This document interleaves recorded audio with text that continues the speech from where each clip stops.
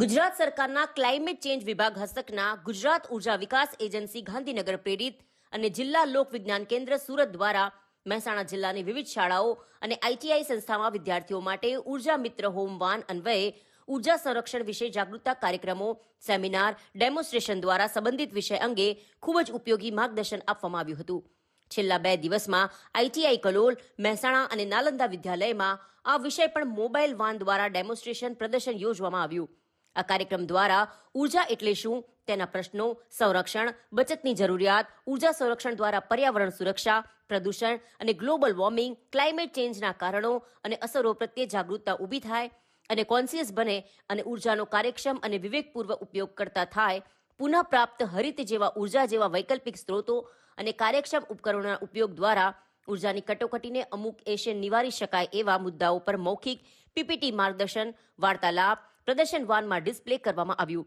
Electric સાધનોનો કાર્યક્ષમ ઉપયોગ, પાવર સેવર પેનલ દ્વારા ડેમોન્સ્ટ્રેશન, શોર્ટ વિડીયોઝ, ફિલ્મ, પ્રશ્નોત્તરી વગેરે પ્રવૃત્તિઓ દ્વારા વિદ્યાર્થીઓ, તાલીમાર્થીઓ માટે વિસ્તૃત માર્ગદર્શન પ્રોગ્રામ કોઓર્ડિનેટર તજાળાક શ્રી અમિત જરીવાલા દ્વારા આપવામાં આવ્યું હતું.